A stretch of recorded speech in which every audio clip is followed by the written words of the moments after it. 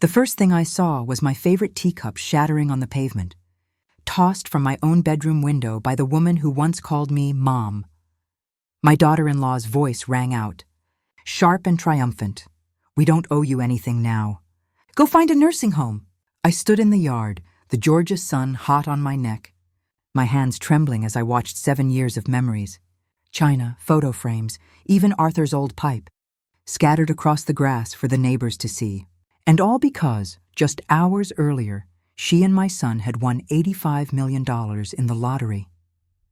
I never thought I'd see the day when Belle, the girl I once welcomed into my home with open arms, would be the one to throw me out of it. But there she was, her hair perfectly curled, her lips painted a victorious red, hurling my life out the window piece by piece. The sound of porcelain breaking was louder than her shouting, louder than the murmurs of the neighbors gathering on their porches, louder than the blood rushing in my ears.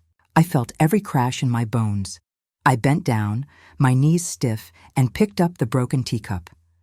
It was the one Arthur gave me on our 10th anniversary, painted with tiny blue violets. I turned it over in my hand, the handle snapped clean off, and for a moment I just stared at it, the world blurring around the edges. I could hear Belle upstairs, her voice shrill and giddy, calling out to Mason, "Hurry up! We're free now! No more charity cases in this house." Mason's voice was softer, uncertain, but he didn't stop her. He never did.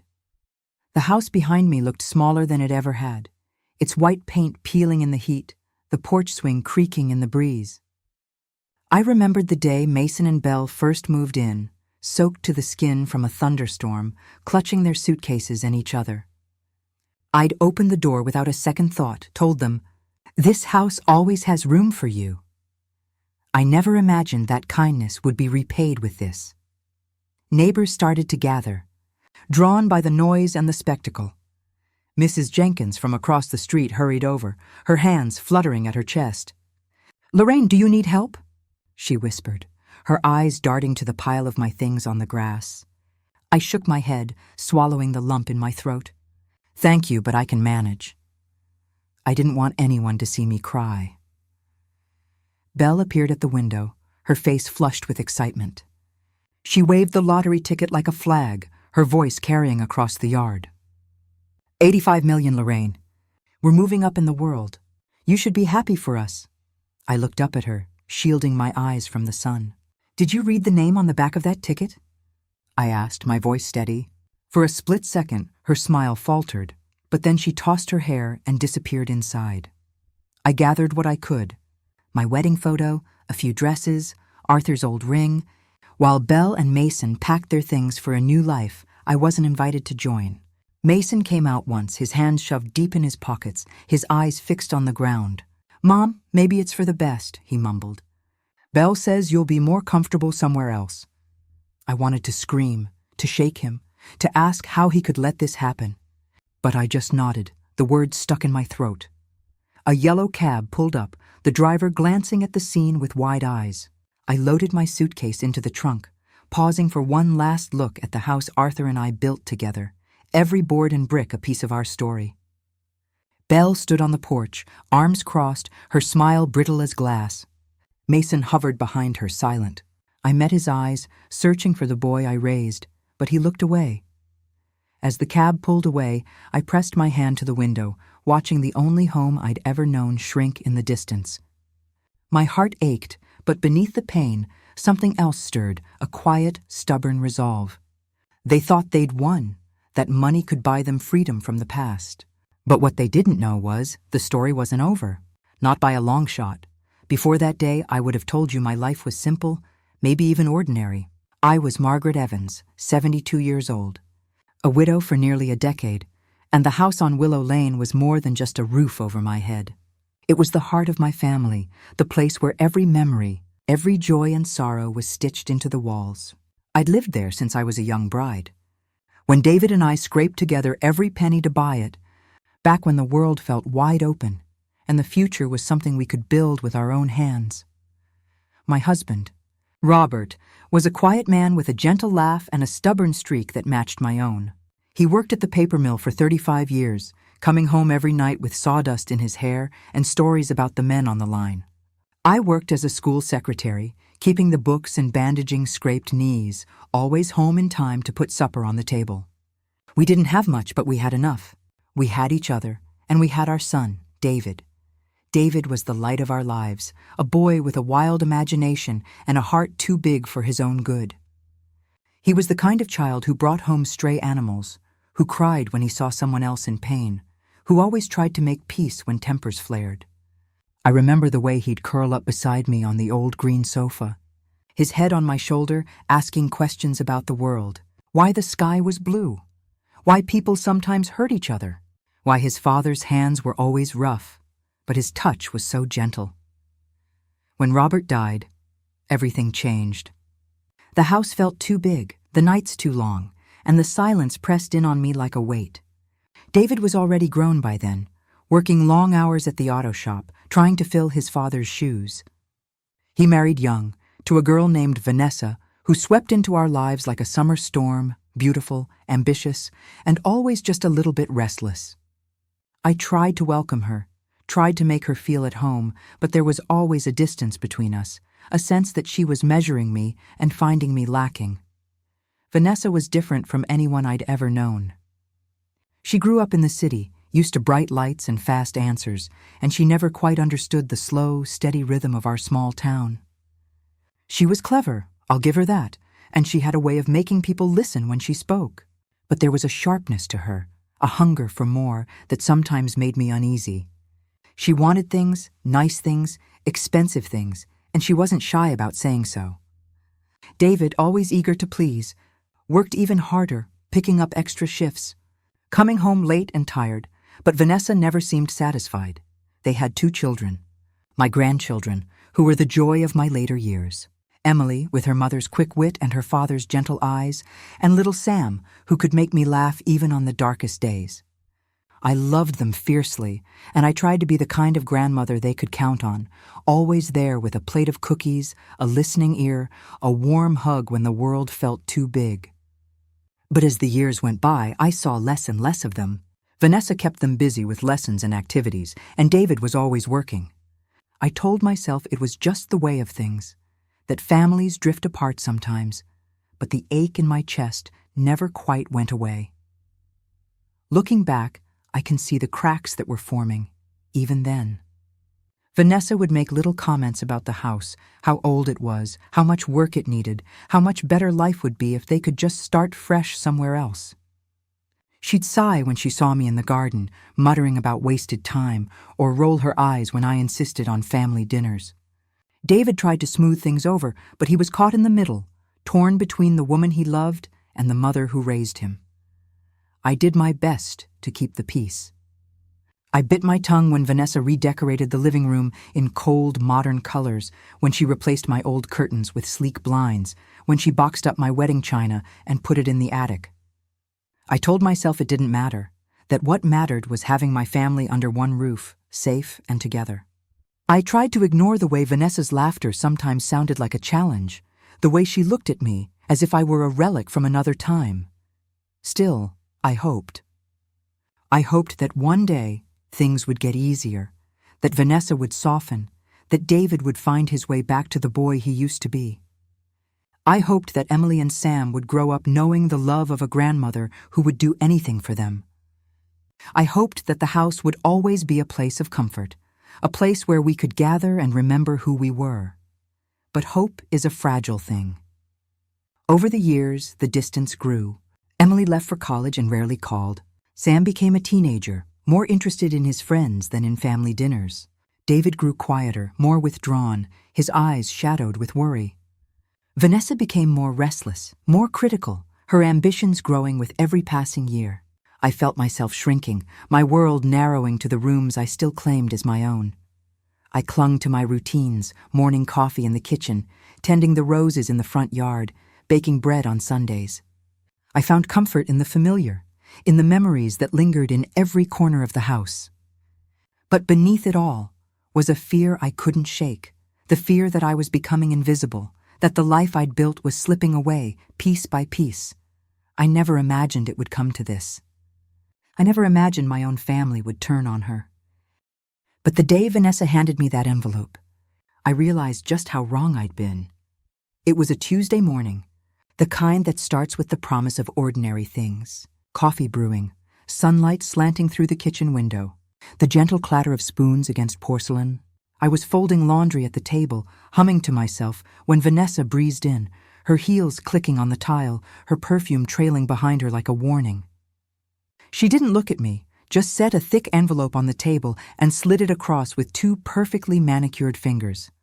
"What's this?" I asked, my voice softer than I intended. She smiled, but it didn't reach her eyes. "Just some paperwork. David and I have been talking, and we think it's time to get things in order. You know, for everyone's peace of mind." I opened the envelope, my hands trembling. Inside were documents I didn't recognize, legal forms, bank statements, and at the very top, a copy of the house deed. My name was there, but so was Vanessa's, written in bold official print. I scanned the page, my heart pounding. Somewhere along the way, the deed had been transferred, not just to David, but to Vanessa alone.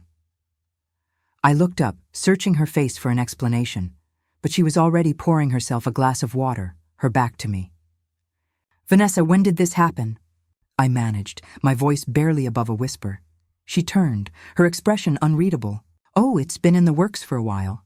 David thought it would be best. You know how complicated things can get with estates and inheritance. This way, everything's simple, simple." The word echoed in my mind, hollow and cruel. I thought of all the years I'd spent in that house, every wall painted with memories, every floorboard worn by the weight of family. I thought of Robert, of the promises we made to keep our home safe for our son and his children.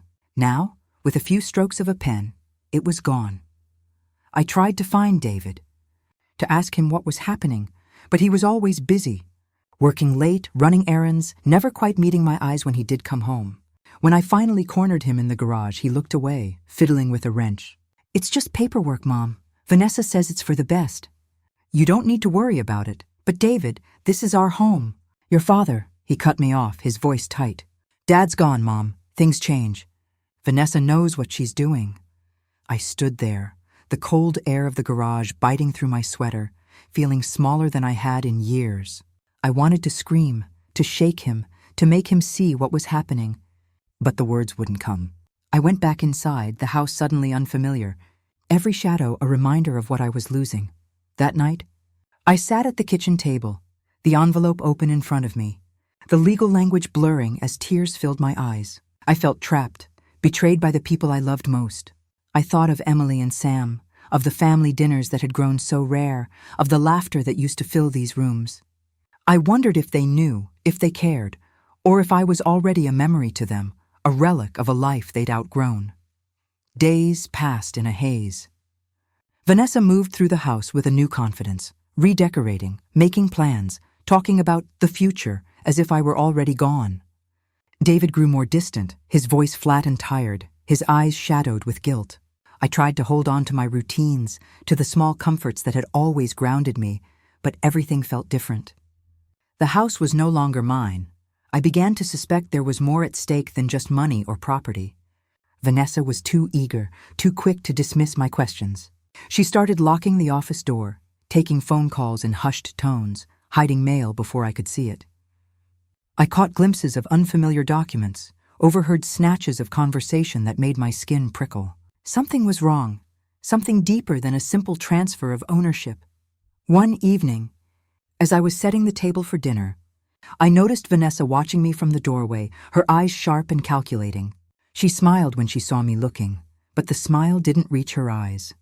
I felt a chill run through me, a sense that I was being watched, measured, weighed. But Margaret notices something odd in Vanessa's behavior. And soon, the unease that had settled in her chest begins to grow roots. It starts with small things, a missing 20 from her purse, a bill that goes unpaid, a neighbor mentioning that Vanessa was seen at the bank during hours Margaret knew she was at home. At first, she tries to brush it off, telling herself she's just tired, that Vanessa is simply trying to help in her own way. But the evidence piles up, and with each passing week, Margaret feels the walls of her life closing in. Vanessa's control becomes more suffocating. She insists on handling all the finances, telling Margaret it's for her own good. She sets a strict budget for groceries, leaving Margaret with barely enough to buy fresh fruit or the little treats she's always enjoyed. When Margaret asks for a bit of extra cash to buy a birthday gift for a friend, Vanessa sighs and tells her she needs to be more responsible. "You're not working anymore, Margaret." "We have to be careful," she says, as if Margaret is a child who can't be trusted with her own money. She starts showing up at the doctor's office, waiting for Margaret in the lobby after her appointments. At first, Margaret is touched, thinking Vanessa is worried about her health. But soon, it becomes clear she's checking up on her, making sure she's really where she says she'll be. Vanessa asks about her friends, her schedule, even her medications. The questions are always wrapped in concern, but Margaret feels the chill beneath the words. Her friends begin to notice the change. Ruth, her oldest friend from church, invites her out for coffee, but Margaret hesitates. She doesn't have the money, and she's embarrassed to admit it. When she finally agrees, Vanessa calls her 3 times during the hour they're together, asking where she is, when she'll be home, if she needs a ride. Ruth gives her a look, one that's equal parts worry and suspicion. "Is everything all right, Margaret?" she asks gently. Margaret forces a smile and changes the subject. At home, the isolation deepens. Vanessa encourages her to stop seeing certain friends, saying they're a bad influence or that they're taking advantage of her. She changes the passwords on the computer, saying it's for security. She even moves Margaret's phone charger to her own room, so Margaret has to ask for it each night. The house that once felt warm and safe now feels like a cage. Margaret tries to reach out to her granddaughter, Emily, dialing her number late at night when Vanessa is asleep. The phone rings and rings before going to voicemail. She leaves a message, her voice trembling. "Emily, it's Grandma. I just wanted to hear your voice. I miss you." Days pass with no reply. When she finally gets a text, it's short and distant. "I'm busy, Grandma. Hope you're okay." Margaret clings to the hope that maybe, if she tries again, Emily will answer. But the silence between them is heavy with old wounds. Flashbacks come to Margaret in quiet moments. Memories of birthday parties with laughter and cake, of Emily and Sam playing in the backyard, of Robert's arms around her after a long day. She remembers the way David used to run to her after school, his face lit up with excitement, and the way Emily would curl up beside her with a book, content just to be near. Those memories feel like another life, a world that slipped away when she wasn't looking. Now, the house is filled with tension. Vanessa's voice is sharper, her eyes colder. She makes little comments about the state of the house, the food Margaret cooks, the way Margaret dresses. "You should let me handle things, Margaret." "It's easier for everyone," Vanessa says, her tone sweet but her meaning sharp. Margaret feels herself shrinking, her confidence eroding with every visit. Vanessa's own life seems to be unraveling, though she tries to hide it. She's on the phone constantly, her voice tense and hurried. She snaps at David, at Margaret, even at the dog. Margaret overhears arguments about money, about debts, about promises Vanessa can't seem to keep. She finds unopened bills stuffed in drawers, notices that Vanessa's car is missing for days at a time. When she asks, Vanessa brushes her off, saying she's handling it, that Margaret doesn't need to worry. One evening, Margaret finds Vanessa in the kitchen, staring at a stack of papers with her head in her hands. She looks up, startled, and quickly shoves the papers into a drawer. "Just work stuff, Margaret," she says, forcing a smile. But Margaret sees the fear in her eyes, the desperation she tries so hard to hide. The gaslighting grows worse. Vanessa tells her she's forgetful, that she's misplaced things, that she's confused about what day it is. She insists Margaret's getting older, that she needs more help. Margaret starts to doubt herself, wondering if maybe Vanessa is right, if maybe she really is losing her grip. But deep down, a small voice whispers that she's not crazy, that something is terribly wrong. Desperate for connection, Margaret tries Emily again. This time, she writes a letter, pouring her heart onto the page. She tells Emily about the loneliness, about Vanessa's control, about the way she feels invisible in her own home. She doesn't expect a reply, but a week later, a postcard arrives. It's from Emily, a picture of a quiet beach at sunset. On the back, in Emily's careful handwriting, are just a few words. "I'm thinking of you. Stay strong. Love, Emily." Margaret clutches the card to her chest, tears streaming down her face. It's not much, but it's enough to remind her she's not completely alone. Meanwhile, Vanessa's secrets begin to surface. Margaret overhears her arguing with someone on the phone, her voice low and urgent. "I told you I'll get the money. Just give me more time." She finds receipts for expensive dinners, for things she knows Vanessa can't afford. She wonders where the money is coming from and where it's going.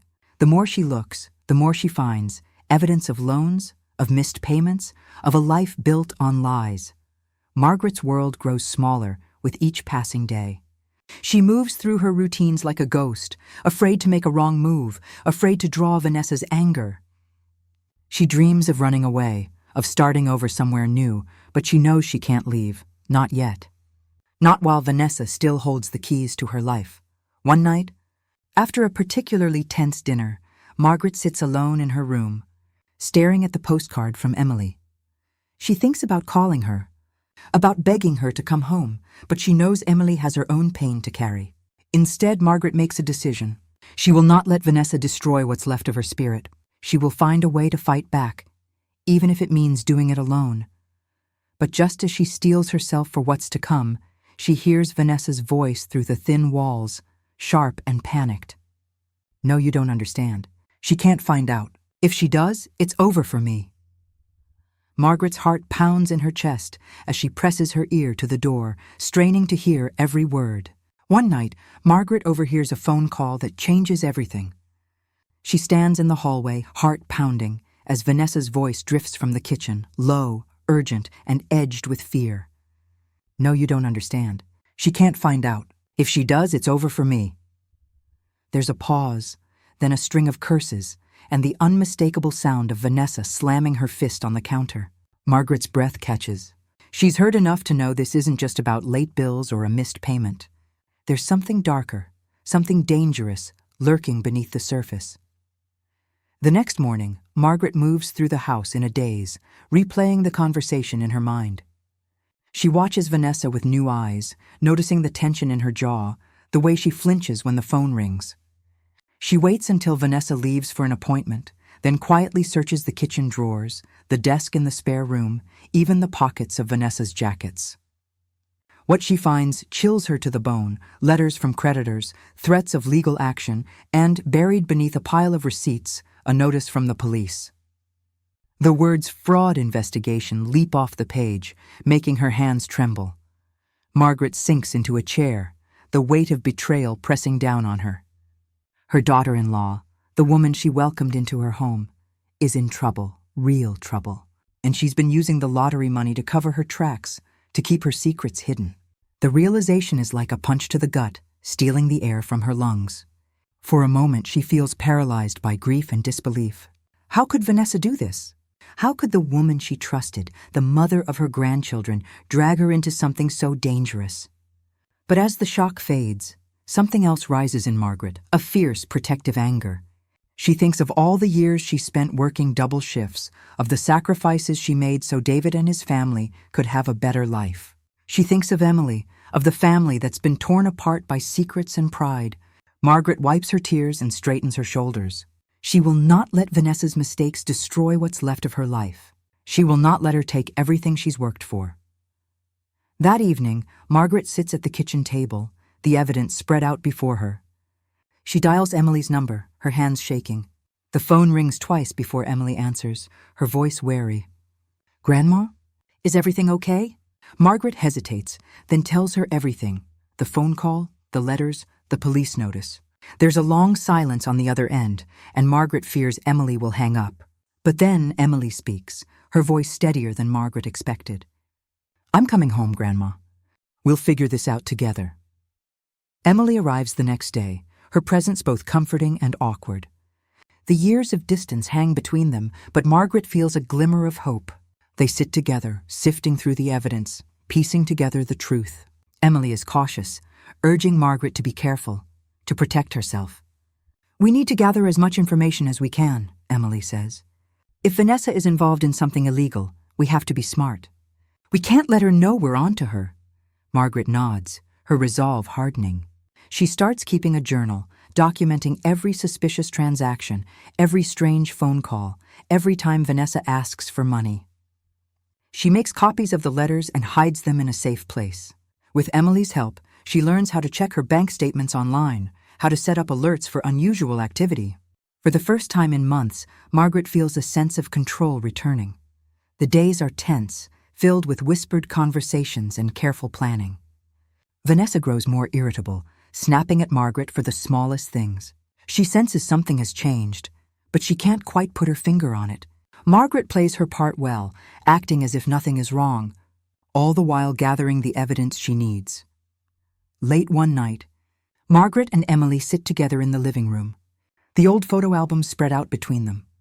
They talk about the past, about Robert, about the happy years before everything fell apart. Emily apologizes for leaving, for the silence that grew between them. Margaret forgives her, tears streaming down her face. "We're together now," she says softly. "That's what matters." But the threat of Vanessa's secret looms over them. Margaret knows that if she confronts her too soon, Vanessa could destroy the evidence or worse, drag her deeper into her mess. She and Emily agree to wait, to keep watching, to gather as much proof as they can before going to the authorities. It's a dangerous game, but Margaret is determined to see it through. Each day, Margaret grows stronger, more confident. She reconnects with old friends, quietly asking questions, piecing together the truth about Vanessa's debts and the people she owes. She learns that Vanessa's been borrowing money from everyone she knows, spinning stories to keep them at bay. The more she uncovers, the more she realizes how deep the trouble goes. One afternoon, Margaret finds Vanessa in the backyard, pacing and muttering into her phone. She watches her from the window, her heart pounding. She knows she's running out of time. If she waits too long, Vanessa could drag her down with her. If she acts too soon, she could lose everything. Margaret realizes she must act before it's too late, and for the first time in months, she feels a sense of purpose that cuts through the fog of fear. She wakes early, her mind sharp, and begins to approach each day with the quiet discipline she once brought to raising her son and running a household on a shoestring. She knows that every detail matters now. Every scrap of evidence could be the difference between freedom and ruin. She keeps her notebook close, jotting down every odd conversation, every unexplained withdrawal, every time Vanessa asks her to sign something. She copies receipts, scans bank statements, and even takes photos of documents when no one is looking. Emily helps her organize everything, creating a digital folder that only the two of them can access. They back up the files on a flash drive, which Margaret hides in the lining of her old winter coat, a place no one would think to look. Emily is a lifeline, but she is also torn. Margaret sees the pain in her granddaughter's eyes, the way she hesitates before making a suggestion, the way her voice trembles when she talks about her father. "She's still my mother, Grandma," Emily whispers one night as they sit at the kitchen table, the house silent around them. "I don't want to see her go to jail, but I can't let her ruin your life either." Margaret squeezes her hand, understanding all too well the agony of divided loyalties.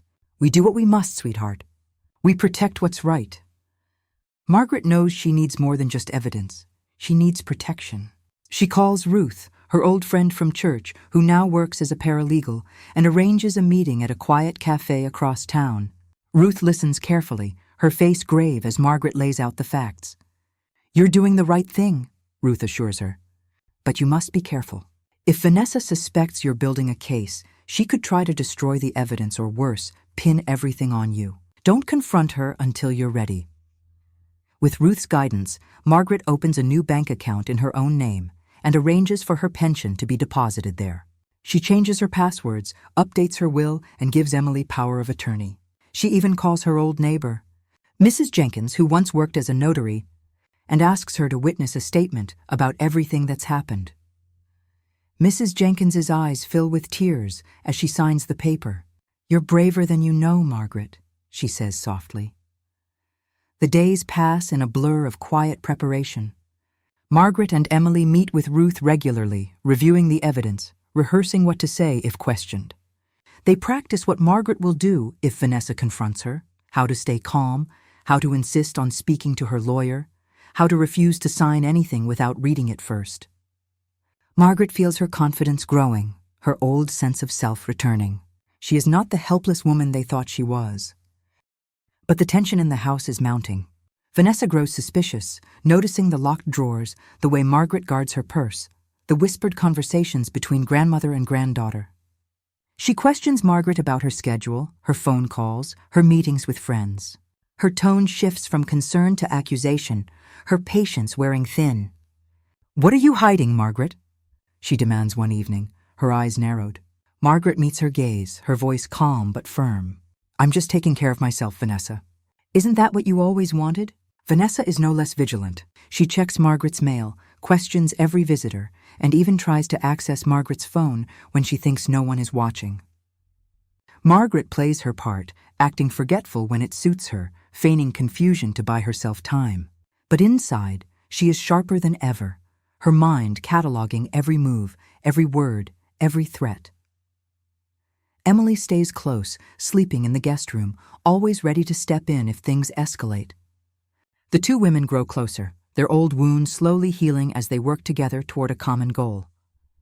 They share quiet moments over tea, remembering happier times, and Margaret feels a flicker of hope that maybe, just maybe, her family isn't beyond repair.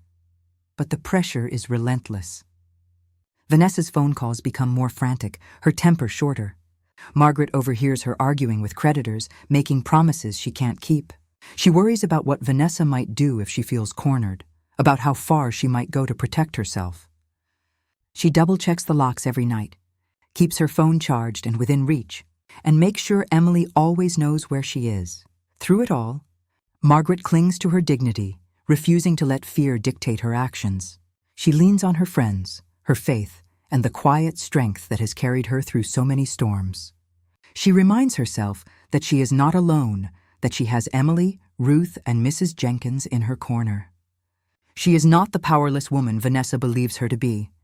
As the days pass, Margaret's preparations come together. The evidence is organized, the legal protections are in place, and her support network is ready. She knows the confrontation is inevitable, that Vanessa will soon realize she's lost control. Margaret feels a strange sense of peace, knowing she has done everything she can to protect herself and her future. The day of reckoning arrives, and Margaret is ready. She wakes before dawn, her heart steady, her mind clear. The house is quiet, the air heavy with anticipation. Emily sits at the kitchen table, her hands wrapped around a mug of tea, eyes red from a sleepless night. They exchange a silent look, one of solidarity, of shared pain and resolve. Today, everything changes. Vanessa returns home just after 9, her heels clicking sharply on the tile, her perfume preceding her into the living room. She barely glances at Emily, her gaze fixed on Margaret. "We need to talk," she says, her voice clipped, already on edge. Margaret nods, gesturing for her to sit. She's rehearsed this moment 100 times, but now that it's here, she feels a strange calm settle over her. Emily sits beside her grandmother, a silent pillar of support. Margaret places a folder on the table, thick with documents, her notebook, and the flash drive. Vanessa's eyes flicker with unease. "What's all this?" she asks, trying to sound casual, but her voice betrays her. Margaret meets her gaze, her voice steady. "It's time we talked about the truth, Vanessa. No more lies, no more secrets." She opens the folder, sliding the evidence across the table. "I know about the accounts, the withdrawals, the police investigation. I know you've been using the lottery money to cover your debts, to keep your secrets hidden." Vanessa's face drains of color. She glances at Emily, then back at Margaret, searching for a way out. "You don't understand, Margaret. I was just trying to protect the family. It was never supposed to go this far. Protect the family?" Margaret's voice rises, trembling with emotion. "You stole from me. You lied to me. You made me feel like I was losing my mind, like I couldn't trust myself. All those years I worked, all the sacrifices I made for you, was it all for nothing?" Emily's voice is quiet but firm. "We know everything, Mom. We know about the fraud, the threats, the people you owe. We know you've been lying to us for months." Vanessa's composure cracks. She stands abruptly, knocking her chair back. "You don't know what it's like. I was drowning, okay? I lost everything, and I didn't know what else to do. I thought if I could just get ahead, I could fix everything before you found out." Margaret stands too, her hands shaking but her voice strong. "You had a choice, Vanessa. You could have come to me. You could have told the truth. Instead, you chose to betray me, to use me. I am your mother-in-law, not your victim. Vanessa's anger flares. You don't get it. You never did. You always made it about you, your sacrifices, your struggles. I was just trying to survive. Emily steps between them, her eyes blazing. This isn't about survival, Mom. This is about trust. About family. You broke something that may never be fixed. The room is thick with years of unspoken pain. Margaret's voice softens. I loved you, Vanessa. I still do. But I can't let you destroy what's left of our family. I can't let you hurt me or Emily anymore. Vanessa's shoulders slump. For a moment, she looks like the woman she once was, lost, scared, desperate for forgiveness. I'm sorry, Margaret. I didn't mean for it to go this far. I didn't know how to stop. Margaret's tears fall freely now, but she doesn't look away. Sorry isn't enough. You have to face the consequences of what you've done. Vanessa's eyes dart to the folder, to Emily, to the door. What are you going to do? Emily answers, her voice steady.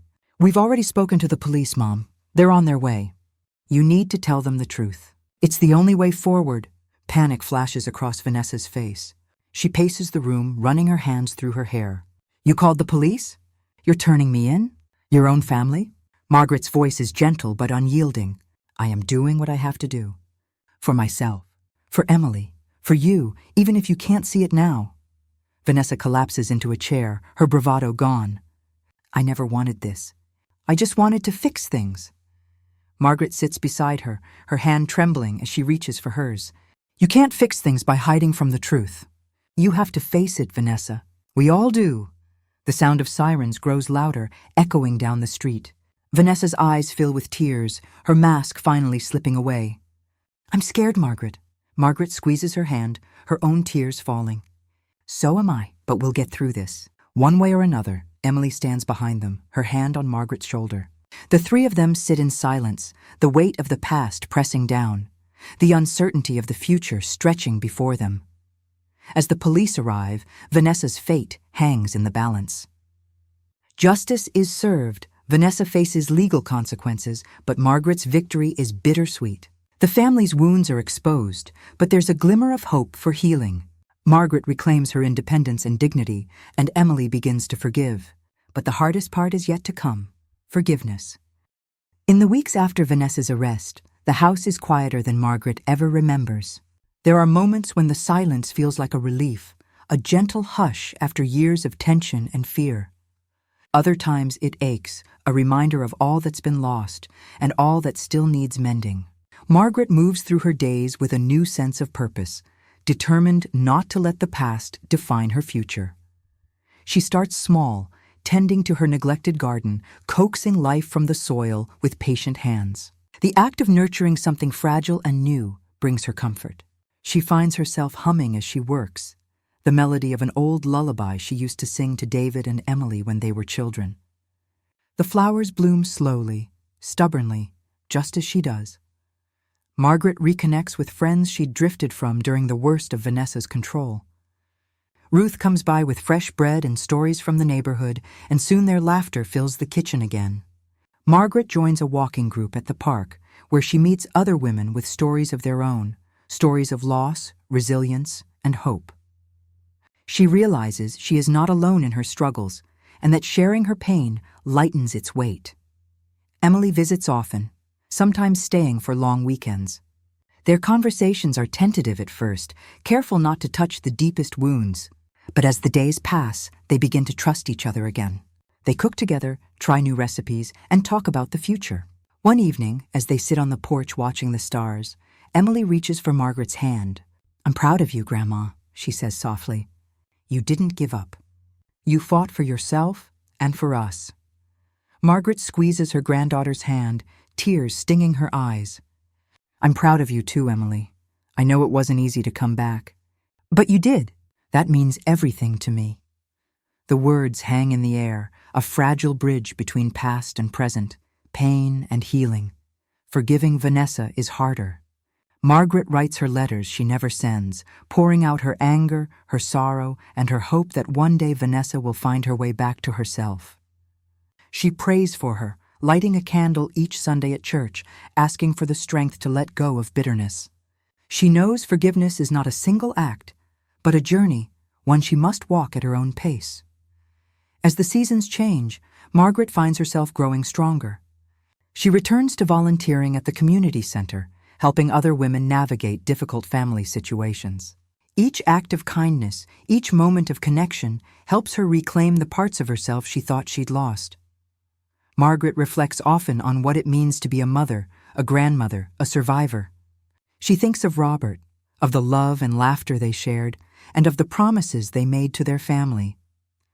She knows now that love is not always enough to save someone from themselves, but it is enough to keep going, to keep hoping, to keep reaching for the light. One afternoon, as she sits in her garden, Margaret closes her eyes and breathes in the scent of blooming jasmine. She feels gratitude for the life she's rebuilt, for the granddaughter who came home, for the friends who stood by her side. She forgives herself for the mistakes she made, for the times she stayed silent, for the years she put everyone else's needs before her own. The path to healing is slow, uneven, and sometimes painful. But Margaret walks it with her head held high, knowing she has survived the worst and found her way back to herself. She is not defined by betrayal, but by her resilience, her courage, and her capacity to love. Would you have made the same choices? What would you do if your own family betrayed you? Margaret's story is one of heartbreak and hope, of loss and redemption, of the unbreakable bonds that hold a family together, even when those bonds are tested beyond measure. But what about you? How would you handle such a betrayal? Family can be our greatest comfort and sometimes our deepest source of pain. Margaret's journey reminds us that even the strongest bonds can be tested, and that forgiveness is often the hardest, most courageous choice we can make. But what would you have done in her place? If your own family turned you out, would you have found the strength to stand up for yourself, or would you have chosen a different path? Have you ever faced a betrayal from someone you love? Maybe it was a child, a spouse, a parent, or a close friend. How did you respond? Did you find it in your heart to forgive, or did the wound change your relationship forever? Your story might help someone else who is struggling right now, so please share your thoughts and experiences in the comments below. What does justice look like in a family? Is it possible to rebuild trust after it's been broken? And how do you balance love and self-respect when the people you care about most let you down? These are questions that don't have easy answers, but they're worth asking, because every family has its secrets, its heartbreaks, and its moments of redemption. If you found yourself moved by Margaret's journey, or if you see echoes of your own life in her struggles, I hope you'll join our community. Subscribe for more true-to-life stories of justice, redemption, and the lessons we learn along the way. Your voice matters here, and your story could be the one that helps someone else find hope. Remember, you are not alone. Whether you're facing a difficult decision, healing from a painful past, or searching for hope in the midst of hardship, there is always a way forward. Sometimes the bravest thing we can do is to share our story and to listen to the stories of others. So, what about you? How would you handle such a betrayal? Would you choose justice, forgiveness, or something in between? We can't wait to hear your thoughts. And if you're looking for more stories that touch the heart and inspire the soul, don't forget to subscribe and join us for the next chapter.